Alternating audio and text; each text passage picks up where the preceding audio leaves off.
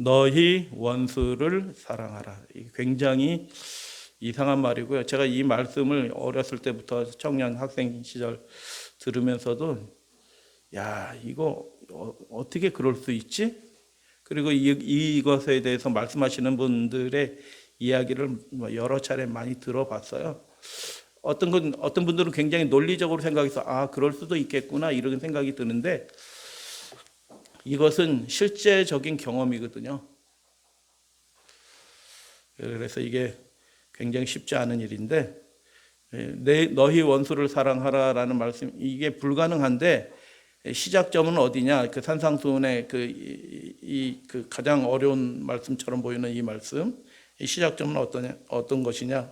어떤 분들은 너희가 대접받기를 원하는 대로 남을 대접하라라는 그 황금률에서 시작하는 거다.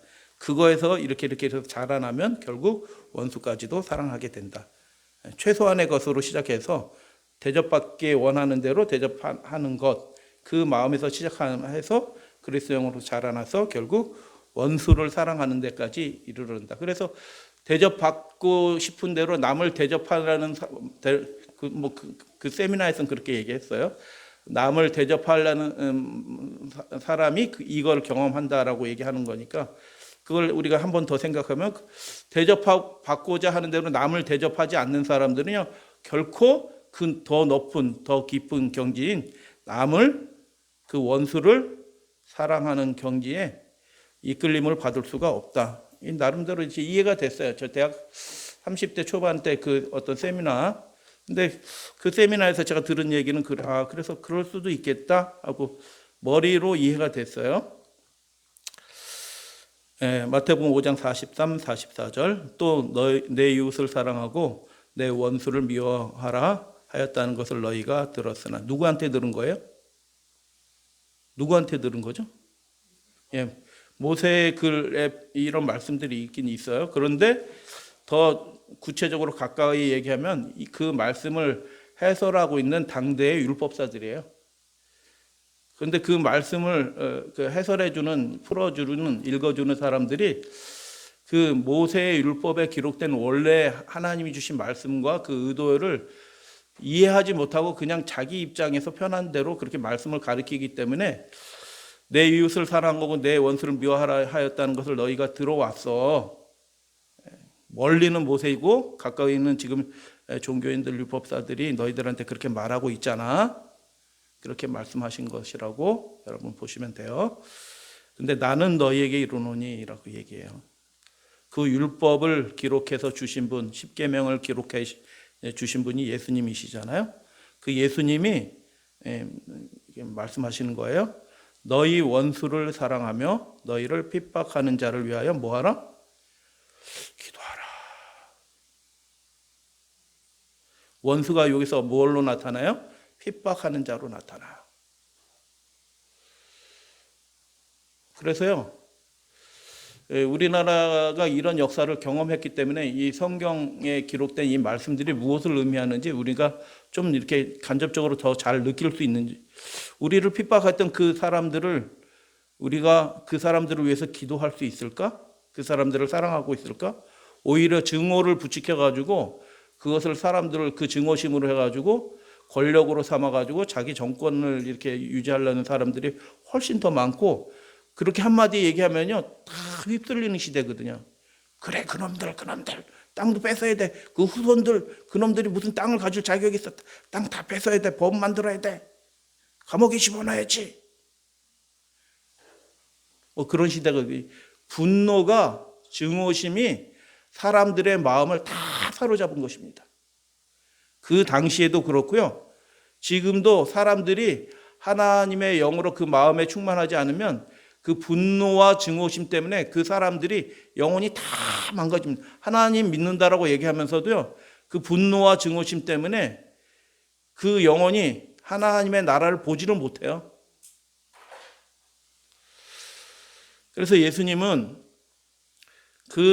너희들이 들어왔던 그 말씀, 율법사들이 하는, 종교인들이 하는 그 이야기들을 내가 다시 얘기한다. 정확한 말씀은 이런 거야 하고 내 이웃을 사랑하고는 아예 말씀도 안 하시고 당연한 거니까 계명에 완전히 기록, 내 원수를 미워하라 했다는 그 말씀은 그런 뜻이 아니고 너희 원수도 사랑하고 너희를 핍박하는 원수, 핍박하는 자를 위하여 기도하라. 그들에게 원수는 그런 존재였습니다. 핍박하는 자. 괴롭힘을 당하는 사람들이 그 괴롭히는 그 사람을 어떻게 생각할까요? 미워하는 게 자연스러운 거예요. 그죠? 자기 괴롭히는 사람을 미워하는 게 자연스럽고 미워하지 말라는 게 이상한 거잖아요. 그런데 예수님은 더 적극적으로 미워하지 말라라고 말씀하신 게 아니고요. 그 정도만 해도 훌륭할 것 같아요. 내 원수를 미워하지 말라. 이 정도만 해도 훌륭할 것 같은데 예수님은 뭐라고 말씀하셔요? 사랑하라고 얘기하셨어요. 그러니까 굉장히 어려운 겁니다. 이게 육신으로는 도무지 미워하지 않는 정도는 어떻게 하면 마음을 정리하면 할 수 있을 것 같아요. 예수님 바라보고 마음 정돈하고 미워하지 않는 정도.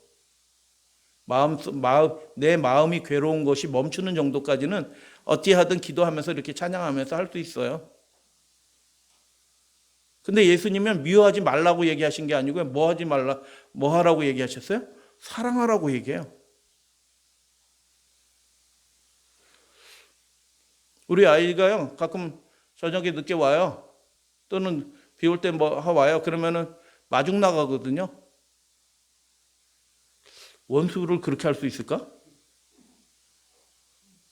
마중 나가지고, 비 오는데 우산 쓰셔야죠. 이렇게 하고. 예수님은 그런데 그렇게 하는 거예요. 정확하게 이 말씀을 이해하셔야 돼요. 미워하지 말라라는 뜻이 아니고요.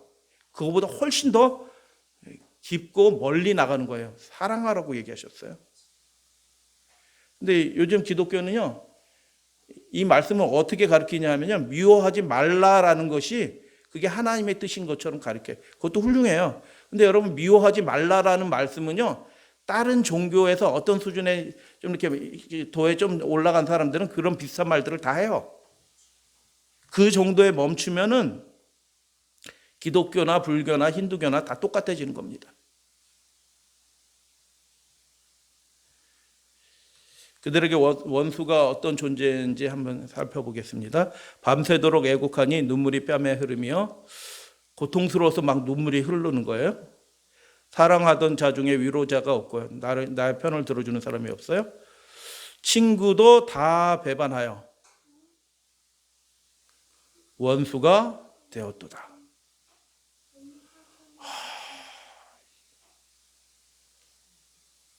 친구도 다 배반하여 원수가 되었도다.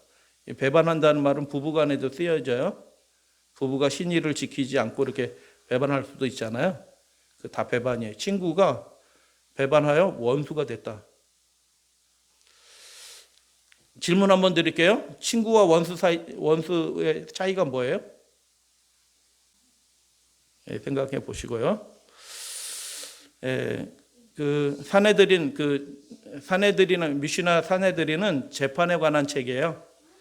송사에 관한 내용들을 쭉 모세율법도 재판에 관한 내용들이 기록이 되어 있잖아요. 그런 것처럼 사내들이는 재판에 관한 기록인데 유대문헌 미슈나 사내들인 3장 5절에 보면 이런 사람들은 증인이 될 수 없다라고 얘기하는데 법정에서 증인이 안 돼, 이 사람들은. 근데 어떤 사람이 증인이 안 되면 여러 부류의 사람인데 3장 5절에는 두 사람을 대조해서 얘기해. 친구도 증인이 안 된다. 원수도 증인이 안 된다. 왜 안 될까요? 좀 생각해 보면 이 사람들은 중요한 것들을 개념들을 아주 단순하게 잘 설명한다 이런 생각이 들어요. 왜 증인이 안 되냐면 친구는 들러리이기 때문이고 친구는 자꾸 편들어 준다는 거예요. 좋은 말 해주고 사실 그대로 딱 얘기해야 되는데 증인은 사실 그대로 얘기해 주지 않고 자꾸 편들어 줘요. 가제는 가제는 개편이라. 그래서 친구는 자꾸 그 사람 편을 들어줘. 그러니까 증인이 될 수가 없어요. 증인으로서의 자격을 상실하는 거예요. 제가 그거 알아요, 봤어요 이렇게 얘기해도 어떤 관계예요 저 사람하고? 친구입니다. 증인 안 됨. 이렇게 훌륭한 겁니다. 그죠? 근데 원수는 왜 증인이 안 될까요? 원수는 저기를 가지고 있습니다. 말을 해도 자꾸 그 사람 끌어내리는 말을 해. 나쁜 말을 주로 많이 해. 그러면 원수라. 그래서 여러분은 개인적으로도 생각해 보세요. 나한테 친구는 누구이고 원수는 누구인가 라는 거 생각해 보세요. 나한테 그래도 어찌하든 이렇게 편들어주고 이렇게 해준 사람은 친구예요. 근데 무슨 상황이 생겼는데 아시냐고, 그 사람이 이런 사람이라고, 이건 몰랐죠? 그 사람이 이렇게까지 했더라고요. 이렇게 하면 그 사람은 뭐예요? 원수인 거예요. 그래서 원수를 사랑하라라는 말은 무슨 뜻이냐 하면 나를 이렇게 험담하고 자꾸 끌어내리는 그런 사람일지라도 사랑하라. 그런데 예수님은 그 원수를 어떻게 하라고 얘기하냐면 미워하지 말라라고 얘기하신 것이 아니라 사랑하라라고 얘기하셨어요. 성경 말씀에 보면 배상과 상해 등에 관한 일반적인 규례에 대해서 성경 말씀에 기록이 되는데, 이제 이 말씀을 그 당시 종교인들은 잘못 이해를 한 거예요. 탈리오란 말은 라틴어인데 탈리오라는 말은 보복, 보상 뭐 이런 뜻이에요. 그래서 그 보상에 관한 법전을 그냥 탈리오 법전이라고 보통 얘기를 해요. 근데 이 말씀이 왜 그렇게 말씀하셨는지 말씀하시는 의도를 알아야 되는데 그 의도를 모르고 그냥 문자적으로 법적으로만 자꾸 이렇게 하다 보니까 사람들이 그 법의 정신을 잊어버리고 법만 남아서 아주 냉혹해진 것입니다. 내 눈이 긍휼히 보지 말라. 생명은 생명으로, 눈은 눈으로, 이는 이로, 손은 손으로, 발은 발로니라. 이렇게 하라는 이유가 함부로 그 상대방의 생명을 손해를 끼치는 일을 함부로 하지 말라. 네가 힘세다고 함부로 그 연약한 사람을 손해 끼칠 생각하지 마. 이런 뜻이거든요. 그러니까 이게 뭐냐면 공평하게 이렇게 상해를 입힌 거, 너 한 대 맞고 너도 한 대 때려. 이런 뜻이 아니고요. 이 법의 취지는 뭐예요? 다른 사람의 생명을, 그 재산을 소중하게 여겨라. 이런 뜻이거든요. 이해가 되셨죠? 그런 취지로 하는 말씀인데 그들이 이제 가리키는 걸 어떻게 가르쳐요? 너 한테 맞았냐? 너도 가서 때려. 이렇게 바뀐 거예요. 원수 갚어. 원수 갚어. 미워해. 이렇게 가르친 것입니다. 그래서 예수님은요, 그런 뜻 아니다. 이외에도 다른 말씀들이 우리 산상수훈의 여러 사례들이 등장하는데 이 말씀의 의미가 그런 뜻이 아니다. 하나님께서 명령하신 원수에 대한 태도가 무엇인지 그러면 구약 성경에서 한번 찾아볼게요. 다 같이 잠언 24장 한번 읽어보겠습니다. 시작. 내 원수가 넘어질 때 즐거워하지 말며. 여러분 요즘 유튜브 보세요. 서로 이렇게 반대파 유튜브들이 하는데 상대방이 잘못한 거 보면 얘기하면서 막 좋아라 해요. 맞아요. 얼마나 고소해야 하는지 그 사람들 실수들 잘못한 게 드러나면요. 그거 하루 종일 얘기하면서 막 좋아라 해요. 좋아라. 막 웃으면서. 옳고 그름이 없는 것입니다. 둘 다 그 마음속에 뭐가 자리 잡고 있으면 미움과 증오심이 상대방에 대한 적의가 가득하기 때문에 옳고 그러면 상대적으로 구분할 수는 있어요. 그러나 그 마음 자체가 영적으로 비뚤어진 것입니다. 그런 거 보면서 막 좋아라 하는 겁니다. 근데 하나님의 말씀은 뭐라고 얘기하냐면 내 원수가 넘어졌다? 어떻게 해라? 내 원수의 그 소가 우물에 빠졌다? 그럼 어떻게 해라? 가서 건져내 주라. 이렇게 얘기한 거예요. 근데 내 원수가 넘어질 때 즐거워하는 게 쉬워요? 안 됐다 하는 게 쉬워요? 이게 우리 죄인이라 원수가 넘어지면 왜 그런지 몰라도 이게 속이 시원한 겁니다. 상대방이 적대하는 마음이 조금이라도 있으면요, 제 마음속에도 그게 있기 때문에 그쪽 사람들이 좀 허튼 짓 하고 이렇게 하면은 잘 됐지. 저놈들의 정체가 저런 놈들인데 그거 잘 드러났어. 제 마음속에 그런 생각이 들거든요. 벌써 드러났어도 드러나는데 기어코 드러나는구나. 어쩔 수 없이 드러나는구나 저놈들 하고 내 속에 누군가를 적대하는 마음이 있으면 즐거워하게 된다니까요. 예. 이 사람의 마음이 육신적이라 그런 겁니다. 아무리 정의를 외치고 이렇게 해도 마음은 그 죄성이 그대로 있어가지고요. 그 적대하는 마음 때문에 그것들이 풀어지면 속 시원해 한다니까요. 잠언 20장 말씀 읽겠습니다. 시작. 너는 악을 갚겠다 말하지 말고 너 두고 보자. 이렇게 하지 말라는 겁니다. 더 나아가서 24장 보면 다 같이 읽겠습니다. 그가 내게 행한 같이 나도 그에게 행하여 그 행한 대로 갚겠다 말하지 말라. 이게 다른 겁니다. 그 당시 종교인들이 가리키는 것들이 하나님의 말씀하고 달라졌어요. 그 마음에 적의와 분노가 있으니까요. 하나님의 말씀도 다르게 보이는 거예요. 삐뚤러 보이는 거예요. 그 마음의 성령에서 치유받아가지고 올바른 마음, 중심 마음으로 딱 와야지 하나님의 말씀이 제대로 보이고 적의도 없어지면 원수도 없어지고 자유함을 누리게 되는데 이렇게 되는 마음을 갖지 말라, 그렇게 말하지 말라라고 얘기했다. 25장 더 나아가서 이런 말씀을 하셨어요. 다 같이 봉독합니다. 시작. 내 원수가 배고파 하거든 식물을 먹이고 목말라 하거든 물을 마시우라. 사랑하는 사람한테 이거 기쁜 마음을 할 수 있을 것 같아요. 근데 왼수 같은 사람한테 이렇게 뭐 알아서 챙겨줘서 고맙다고 얘기해 줬는데 막 그렇게 챙겨주신 적 있으시나요? 잘 안 됩니다, 이게. 근데 예수님은 그렇게 해라라고 말씀하신 거죠.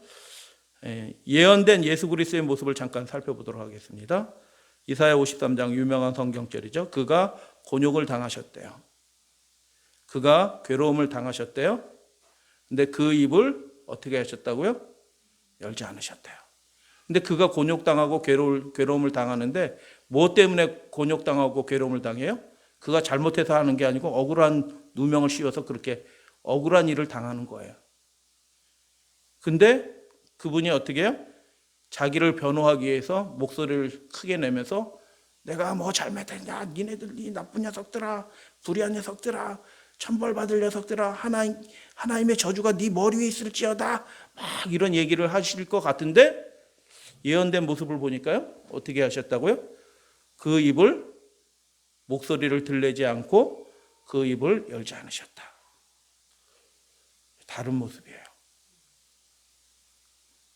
여러분, 우리는 예수님을 쫓아가는 사람들이에요. 그래서 막 말하고 싶을 때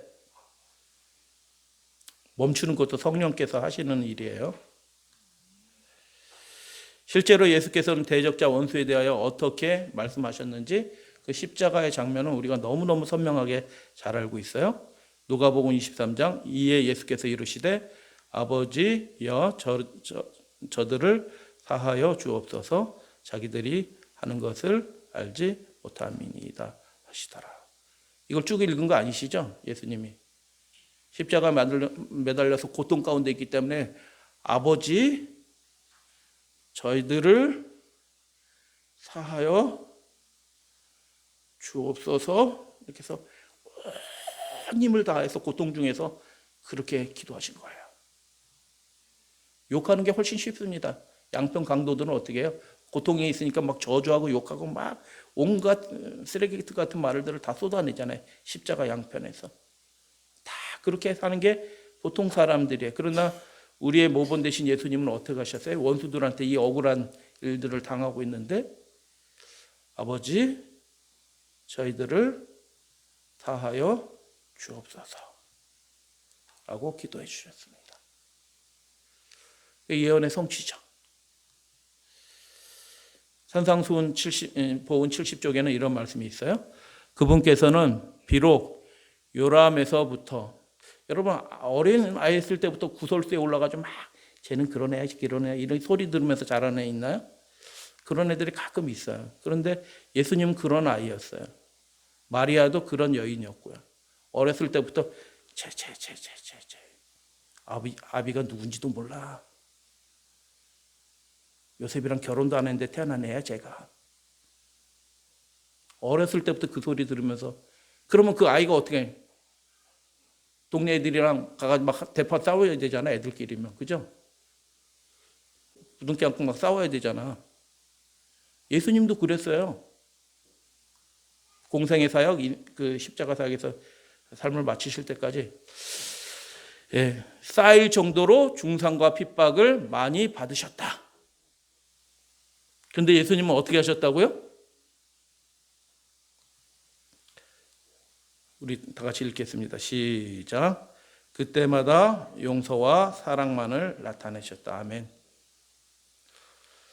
우리가 이거 잘 안 됐을지라도 앞으로는 또 잘 될 수 있도록 그렇게 기도하고 성령께 굴복하시는 저와 여러분들 되시기를 주님의 이름으로 축복합니다. 우리는 그렇게까지 당하지는 않아요. 근데 예수님은 태어나면서부터 돌아가실 때까지 그렇게 당하셨다. 근데 그때마다 어린아이 있을 때 청년기 그리고 돌아가실 때까지 그때마다 용서와 사랑만을 나타내셨다. 그렇게 하시기로 결심하시게 되길 바랍니다. 나름대로 사랑, 비폭력을 말했던 사람들의 실제 모습을 잠깐 살펴보겠습니다. 마하트마 간디예요. 영국 기독교인들의 도움과 후원을 받았지만 그러나 기독교인을 조롱하였던 이 힌두교인도 평화를 주장해요. 평화. 저는 이 간디를 별로 안 좋아해요. 근데 이제 그 목사들이 간디를 좋은 사람처럼 자꾸 설교하는 거 보면 저는 견딜 수가 없어요. 이 사람은 기독교를 조롱한 사람이거든요. 대단한 것처럼 얘기를 해요. 자꾸. 전혀 그렇지 않거든요. 이 사람이 자기가 이 사람의 생애를 통해서 우리가 두 가지 것을 살펴볼 수 있어요. 잠깐 보겠습니다. 아힘사, 그 나라 힌두어로 아힘사라는 말이 무슨 뜻이냐면 부정적인 측면에서 보면 악이 없는 상태고 긍정적인 측면에서 보면 악행자에게까지 선을 베푸는 사랑이라는 해석을 나는 받아들인다. 그러나 그것은 간디가 쓴 말이에요. 이게 다 악행자에게까지 선을 베푸는 사랑하는 그게 이제 힌두교의 사상 아힘사다라는 겁니다. 있어요. 힌두교도 비슷한 게 기독교에만 있는 게 아니고요. 그러나 그것은 악행자는 악행을 계속 돕거나 소극적인 묵인으로 악행을 용인함을 의미하지는 않는다. 오히려 사랑, 그 아임사의 긍정적인 상태는 당신에게 악행자의 관계를 차단시킴으로써 악행자에게 저항할 것을 요구해 개입해야 된다라는 겁니다. 그 악행의 문제. 이렇게 생각하시는 분들이 굉장히 많아요. 기독교인들 중에서도. 그런데 예수님의 입장과 어떻게 다른지 잠깐 보여드릴 거예요. 그래서 이게 얼핏 보면 굉장히 숭고한 것 같아요. 그 사람을 위해서 그 사람의 변화대로 그 사람을 위해서 개입을 해야 된다라고 그렇게 얘기하는 겁니다. 그러나 다른 사람들이 위협받는 그 순간조차 비폭력적으로 행동할 수 있는가? 공격받는 그를 구해야 되지 않는가? 수동적인 것은 압제자의 편을 서는 것이며 강조하는 것이 아닌가? 뭐 이런 생각들이 들 수 있어요. 폭력에 맞서라는 책에서 보면 이런 그 간디에 대해서 이렇게 얘기를 해요. 당연히 해방 이후 피로 물든 살육이 있었음에도 간디가 조국 인도의 독립을 위해 취한 태도가 전 세계에서 유일하게 절대적으로 비폭력이었음을 그들은 강조한다. 그러나 이는 완전히 정확한 사실은 아니다. 두 가지 면에서 아닌데 첫 번째 면은요. 여러분 잘 기억하셔야 될 예수를 믿는다는 게 기독교인이 된다는 게 얼마나 위대한 건지 간디의 삶을 통해 간디와 이렇게 맞부딪히는 이 상황을 보면 오히려 형편없는 그리스도인이 간디보다 더 나은 거예요. 간디가 그렇게 조롱하고 비난했던 그 영국 국교도들, 영국 그리스도인들, 영국 정부가 어떻게 했는지 한번 잘 보세요. 그 사람들은 노예 매매꾼들이고요, 장사꾼들이었어요. 숭고한 종교인들이 아니었어요. 인도에서 온 사람들은요. 그죠? 그런 사람도 가끔 있을런지 모르겠어요. 그들이 선포한 기독교적 가치가 형식적이었음에도 불구하고 그 가치에서 비롯한 호소들을 그들은 무시할 수 없어요. 간디가 비폭력으로 무장하면서 당신들은 올바르지 않습니다. 막 이렇게 하니까 이게 무슨 쓸데없는 소리 이렇게 하지 않고 그 사람들은 그 간디가 말하는 그 요구들을 자기들은 힘이 있는데도 그 연약한 그 한 사람을 압제할 수 없었다라는 거예요. 이해가 되시죠? 이 상황이요. 그들은 훨씬 지배자였는데도 그 연약한 한 사람을 압제할 수가 없었어요. 왜 압제할 수가 없었냐? 영국 정부는 진실에 종합해선 것이다. 그들은 간디를 투옥할 수 있었지만 그와 그 제자들을 단순히 제거해버릴 수도 있었고 그의 목소리를 제재할 수도 있었지만 그들은 그렇게 할 수 없고 무시할 수가 없고 그의 요구를 받아들여서 그가 활동하고 하는 데 있어서 그 자유롭게 그렇게 할 수 있도록 그렇게 해준 거예요. 그래서 여러분 보시면요. 거기 있는 인도로 쳐들어온 그 군인들, 상인들, 뭐 이런 시정잡배 같은 사람들이 훌륭한 겁니다. 그렇게 안 한 겁니다. 그 자그마한 사람을 힘으로 콱 눌러버리지 않았다는 겁니다. 만일 간디가 1925년 러시아는 그 스탈린이 정권을 획득한 때예요. 제가 자세히 말씀드리지 않는데 스탈린이 정권을 딱 획득하면서 레닌의 후계자가 있어요. 레닌이 후계자라고 선언한 그 사람을 샥샥샥 해가지고 추출해가지고 쫓아냅니다. 그런데 좀 목숨이 위험하니까 그 사람이 도망갑니다. 도망가고 어디로 딴 데로 대륙 건너편으로 도망갔는데 쉽게 하면 자객을 보내고 도끼로 가서 그 사람을 찍어서 죽입니다. 누가요? 스탈린이라는 사람이 1925년 러시아입니다. 십몇 년이 지났는데 결국 쫓아가서 도끼로 찍어서 죽입니다. 자기 정적을, 자기와 경제를. 같은 동지예요. 그 사람 훌륭한 사람이에요.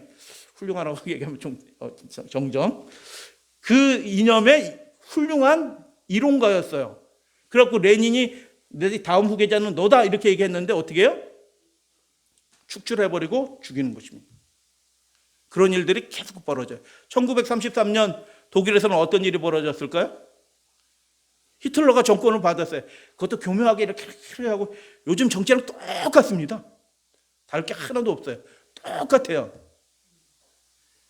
그래서 정권을 잡은 다음에 어떻게 해요? 의회에서 법을 만드는데 히틀러가 말하면은 그게 법이 되도록 만든 겁니다. 히틀러가 말한 것을 누구도 거부할 수 없다라는 법을 만들어요. 히틀러가 그래서 축출하고 죽이고 막 이런 일들을 하는 겁니다. 그리고 독일 사람들이 그거 좋아라 한 겁니다. 왜요? 원수 갚으려는 마음이 독일 사람들이 있었거든요. 그래가지고 희생양이 필요한데 유대인들이 그랬다 이렇게 해가지고 유대인들을 막 잡아 죽이기 시작하는 겁니다. 그 원수 갚으려는 마음, 억울한 마음, 경제는 막 이렇게 다운이 되어 있지, 먹고 살기 막 힘들지, 뭐 땅도 다시 돌려줘야 되지, 프랑스한테 돌려줘야 되지, 막 그런 일 보니까 막 억울한 마음이 막 들고 있는데 그 마음을 풀어줄 마귀가 한 사람을 딱 세웠는데 히틀러를 딱 세워가지고 히틀러당이 딱 나왔는데 뭐 전폭적으로 그냥 승리를 하는 거예요. 1933년. 그래가지고 정적 다 제거하고 죽이고 의회에서 법령을 만드는데 거의 만장일치 법령을 만드는데 히틀러가 말하면 그게 법이다. 다른 법 필요도 없다. 이렇게 만든 겁니다. 만약 영국이 그런 마음을 가지고 있으면은 그 간디를 어떻게 했겠느냐라는 것입니다. 간디를 즉시로 그냥 이게 뭐 이런 놈이 있어 하고 즉시로 제거해버렸다. 근데 영국 정부와 영국 사람들은 그렇게 하지 않았다. 왜 그랬냐? 그들은 그래도 기독교인이거든요. 누가 훌륭한 겁니까? 간디가 비난하는 타락했다고 얘기하는 그 기독교인들이 훌륭한 겁니다. 왜 이런 말씀을 드리냐면요. 지금 우리의 사회에서 벌어지는 일들이에요. 1925년 러시아가 딴 얘기가 아니고요. 지금 혁명하려는 사람들이 있잖아요. 우리나라에요. 1933년에 그 독재 정치가 우리나라에 지금 진행이 되고 있어요. 미워하고 증오를 자꾸 부추겨갖고 사람들의 마음을 막 광신적인 상태로 몰아가지고 막 이리 끌고 다니고 저리 끌고 다니는 일들을 하고 있잖아요. 그 증오심을 부추기는 존재가 누구예요? 그 뒤편에 마귀가 있는 거예요. 그래서 결국 그게 다 누구한테 오게 해, 나중에는요? 그리스도인이라고 두루뭉실하게 하시면 안 돼요. 택하신 자 남은 백성에게 그 진노가 다 쏟아지는 것입니다. 그 마귀의 분노가 사람들의 분노를 이렇게 자극해가지고 그 분노를 결국 누구에게 쏘냐면 택하신 백성, 남은 백성에게 다 쏟아버리는 겁니다. 그래서 영국이 타락했다고 얘기하는, 내가 예수는 존경하지만 기독교인들은 내가 존경하지 않는다, 예수의 말대로 하는 사람이 한 사람도 없다, 이렇게 조롱하잖아요. 다 거짓말입니다. 간디 말이 맞는 거 맞아요, 틀려요? 이 사람들은요, 그래도 그 그리스도인의 양심 때문에 그 연약한 자 한 사람을 군합발로 그냥 확 밟아버리면 끝인데, 아무도 알아보지도 못하고 그냥 끝낼 수도 있는데, 아주 교묘하게 암살할 수도 있고 죽이고 할 수도 있는데, 그렇게 하지 않아요. 자기 힘 가지고. 훌륭한 사람들입니다. 간디는 하나의 인도를 위한 두 번째 장면이에요. 간디는 하나의 인도를 위한 강력한 인도 사회를 위해서 통합을 시도했어요. 힌두교, 이슬람. 그러나 제5계급 불가주 천민은 제외하였고요. 그의 주장에 동의하지 않는 소수 부족은 강제로 뭐 했다요? 제압당한 것입니다. 자기가 힘이 있으니까요, 말 안 듣는 소수 부족은요, 강제로 제압해버린 겁니다. 대적할 때는 비폭력, 무저항은 뭐 이렇게, 맞아요? 비폭력주의로 이렇게 했지만 실제로 자기는 그렇게 하는 것입니다. 강한 자에게는 비폭력이지만 약한 자에게는 폭력적인 것입니다. 간디가 그래요. 왜 그러냐 하면 개입할 수 있다, 그런 것을 하는 것이 아힘사다, 그게 의다라고 가르쳐요, 힌두교는요. 그래서 그 경계가 사람에 따라 모호해지고 이렇게 되는 거예요. 간디가 말하는 아힘사는 훌륭해요, 그 자체로. 그럼에도 불구하고 이 세상에서. 그러나 예수 그리스도의 산상수훈과는 그 본질적으로 다른 점이 있어요. 그가 비난한 영국 정부가 오히려 어떤 면에서는요, 다는 아니지만 훌륭한 겁니다. 1955년 미국에서 몽고메리 버스 사건이라는 게 일어났어요. 앞에는 흑인 여자고 뒤에는 백인 남자예요. 예. 7만 명의 백인과 5만 명의 백인이, 흑인이 둘 다 백인. 오타가 잘못 썼네. 예, 흑인이 살고 있는 도시입니다. 1954년 미 연방법원이 학교에서 그 전에 흑백 인종 분리 정책을 폐지하고 선언했지만 여전히 사람들에게선 차별이 존재해요. 흑백 차별이 존재하고, 흑인이 가는 학교가 따로 있고요, 흑인이 가는 레스토랑 따로 있고요, 백인이 가는 극장 따로 있고요, 백인이 가는 술집이 따로 있고, 화장실, 버스 다 구분이 되어 있는, 선거권도 흑인들 제한이 됐고요, 경제적 차별, 취업할 수 있는 직업도 달라졌고요. 근데 몽고메리 버스는 운전수는 백인이었어요. 흑인에게 타면은 막 욕을 하는 겁니다. 백인석과 흑인석이 구분이 되어 있어서 빈자리가 아무리 많더라도 흑인이 백인 자리에 가서 앉으면 안 돼요. 이해가 되시죠? 저 뒷자리에 백인 자리가 비었어. 백인이 없어. 한 사람도 안 탔어. 근데 거기 가서 앉으면 안 되는 거예요. 그러나 백인은 반대로 흑인 자리가 비었으면 거기 가서 앉아도 되고, 앉아있으면 일어나라고 해서 자기가 앉아도 돼. 그런 시대입니다. 그럴 때 예수님이 흑인인, 한번 생각해 보세요. 예수님이 흑인이라고 그러고 그 백인이 와가지고 야 일어나 하면 예수님이 어떻게 하셨을까요? 여기 내 자리다 이놈아, 네 자리 절로 백인 자리로 가, 이렇게 했을까요? 어떻게 하셨을까요? 예수님이 원수를 사랑하라고 얘기하신 분, 힘에 밀려서 일어났을까요? 백인이 힘 세니까. 그래서 이런 일도 저런 일이 벌어졌는데, 로사 파크라는 사람이 앉았는데 그 사람이 안 비킨 겁니다. 그래가지고 난리가 난 겁니다. 그래가지고 이 마틴 루터 킹인 사람이 불의를 정없이 용납하는 것은 그대로 누구 음성이랑 비슷해요? 누구 음성하고 비슷해요 지금? 간디랑 비슷한 겁니다. 그러면 예수님의 음성과 비슷한 건가? 살펴봅시다. 그러니까 우리가 이 마지막 시대를 사는 지혜를 얻어야 되는데요, 우리가 중심을 예수님께 다 고정시키지 않으면요, 이 그렇지 않은 사람들의 음성이 자꾸 들어와서 엉뚱한 일들을 하게 됩니다. 그래서 굉장히 좋은 말을 많이 했어요. 훌륭합니다. 이게 나쁘다는 뜻이 아니에요. 방법은 강압이 아니라 설득해야 합니다. 그래서 이런 거 보장해라, 그리고 이렇게 해달라, 흑인 버스 기사도 채용해달라, 그래서 폭탄 투척하고 집에다가 위협을 당하고 막 그랬어요. 근데 예수께서 오늘도 우리에게 원수를 사랑하라고 말씀하고 있습니다. 우리는 증오를 사랑으로 이겨야 합니다 하면서 그가 설교를 하면서 얘기하는데, 훌륭한 설교를 하는 겁니다. 그 그 국회의사당에 그 수십만 명, 수백만 명이 모인 사람에서 설교하는데, 와, 음성도 좋고, 그 설교 원고도, 와, 우리를 투옥해도 그대를 사랑할 것입니다. 아멘. 우리 집에 폭탄을 던지고 우리 아이들을 위협해도 우리는 당신들을 사랑할 것입니다. 아멘. 한밤중에 우리 마을을 습격해도 우리를 때리고 반쯤 죽여놔도 우리는 당신을 사랑할 것입니다. 아멘. 그러나 우리 대장은 예수십니다. 우리의 승리는 흑인만의 승리가 아니라 전 세계에 차별받고 있는 모든 민중의 승리입니다. 우리는 이중의 승리를 거둘 것입니다. We shall overcome. 우린 승리하리. 훌륭합니다. 그런데 또 다른 흑인 얘기 하나 들려줄게요. 미국에서 있어요. 주인님, 노예제도가 있으면 노예 매매할 때요, 저 사람 노예 시장에 나갔는데 저 사람 사세요. 자꾸 그 종이, 흑인 노예가 그렇게, 저 사람 사시면 좋을 것 같아요. 저 사람 꼭 사세요. 그런데 주인은 얘기하는, 저 사람 너무 늙어서 아무 쓸모가 없는데 왜 돈 주고 내가 손해보는 짓을 해도 저 사람 살 필요 없어. 젊은 사람이 훨씬 많은데 왜 저 늙은 노예를 사란 말이야. 돈 들여서. 근데 그 종이, 신실한 종이, 흑인 종이, 제발 사주세요. 저 사람, 제발 사주세요. 저 사람 사셔도 됩니다. 사주세요. 하도 그러니까 한수 없이 그 주인이 그 늙은 흑인 콜록콜록하고 좀 있으면 죽을 그 늙은 종을 산 거예요. 제 돈 주고 3천만 원 주고 내년에 폐차를 산 거예요. 새 차 살 돈을 가지고 내년에 폐차를 산 거랑 똑같은 거예요. 그래서 하도 해서 사서 이렇게 주인이 봤죠. 왜 샀나 이렇게 해서 며칠 후에 봤더니, 야, 저 늙고 병든 그 노인이 너희 아버지시냐? 너 이렇게 잘해주는 거 보니까 너희 아버지시냐? 이렇게 물어봤어요. 나중에 주인이. 근데 뭐라고 얘기했냐면, 아닙니다, 주인님. 그는 나의 원수입니다. 그가 내가 소년이었을 때 나를 유괴해다가 주인님께 판 겁니다.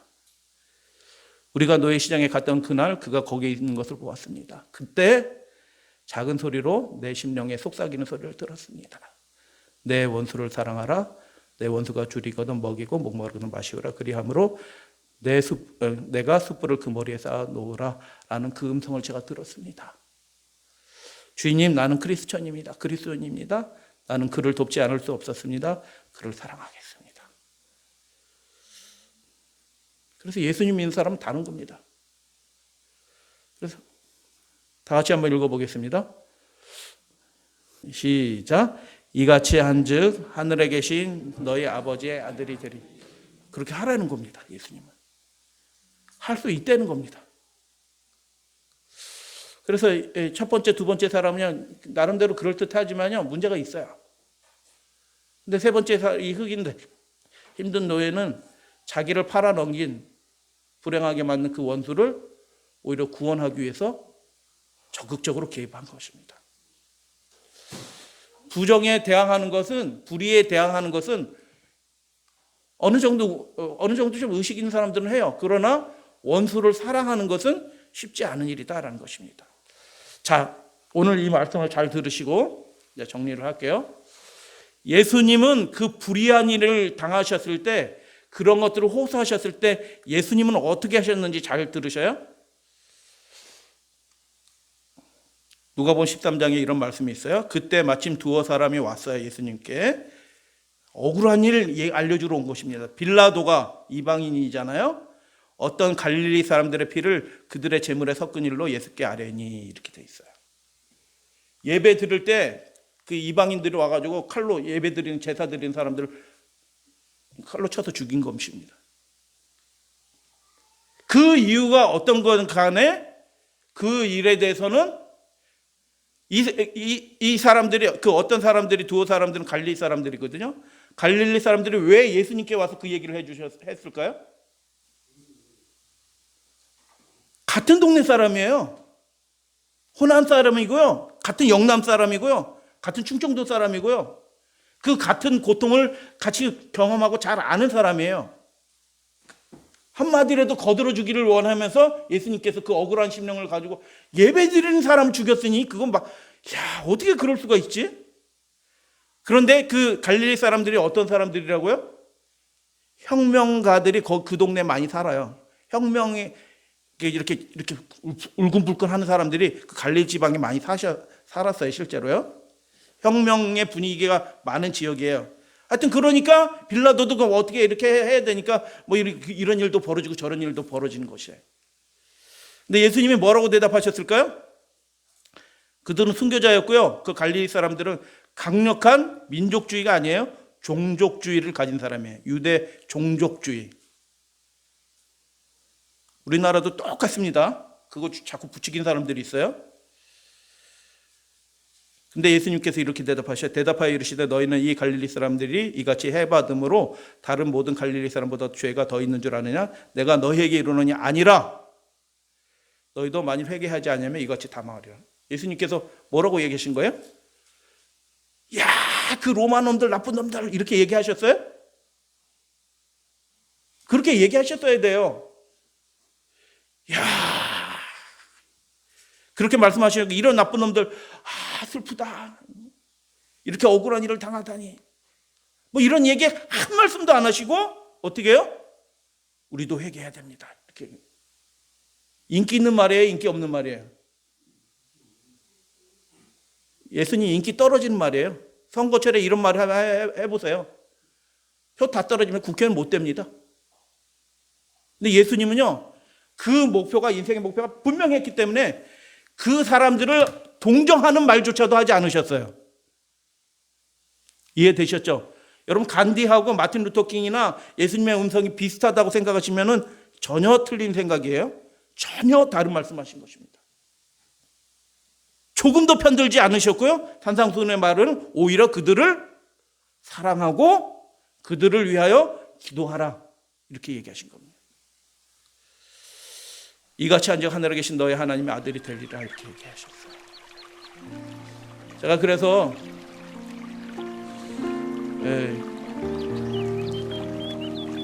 이 나라의 형편들을 볼 때 저도 한쪽 편을 들면서 이렇게 뭐 하고 싶은 마음이 확 들고 다른 여러 사람들 뭐 독려해가지고 우린 이렇게 합니다 이렇게 마음 들고 이렇게 하지만 그것은 택하신 백성의 믿는 사람들의 이 마지막 시대를 살아가는 사람들의 해야 될 일은 아니다. 남방하고 북방은 싸우는 시대고요. 어디에도 하나님의 정의가 있고요. 하나님의 나라가 있지는 않아요. 말씀 마칠게요. 산상수훈 75쪽. 미움에 대해서는 미움을 나타낼지라도 사랑에 대해서는 미워하는 그 마음을 미워하라는 거예요. 우리 마음속에서 증오를 몰아내라는 거예요. 원수 갖고자 하는 마음을 몰아내라. 그래서 미움에 대해서는 미움을 나타낼지라도 그렇게 아까 우리 잠언 말씀 읽으셨잖아요. 사랑에 대해서는 사랑을 나타낼 것이다. 그러나 증오에 대하여 사랑을 나타내는 것은 오직 하나님의 영에 의해서만 가능하다. 악한 자에게 친절하고 비굴한 게 아니고요. 친절하고 보수를 전혀 바라지 않고 선을 행하는 것은 그런즉 이렇게 한즉 하나님의 아들이 되리라. 하늘 왕족의 표 곧 지극히 높으신 분의 자녀들이 그들의 고상한 신분을 알려주는 명령이다. 그래서 이 혼란한 시기에 우리나라가 들어가고 있어요. 더 물고 하는 일들이 극도의 분노와 증오심을 자극하는 일들이 계속 벌어질 겁니다. 그럴 때 억울한 마음에 분노의 마음에 어느 한편에 서서 어느 사람들을 대적하고 싶은 마음들이 들을 거예요. 그런데 예수님은 아무리 억울을 당했지만 예배 시간에 같은 민족이 죽임을 당한 그 사람을 위해서도 슬프다. 이렇게 억울한 일을 당했을까? 어찌 이런 일이 벌어졌을까? 그런 말씀조차도 하지 않으셨다. 그래서 여러분 우리는 예수님께서 하신 말씀대로 원수를 사랑할 수 있는 그 하나님의 그 믿음의 좁은 길, 우리를 핍박하는 자들을 위해서 기도하는 그런 믿음의 길로 여러분 걸어가 주시는 저와 여러분들이 되시기를 주님의 이름으로 축복합니다.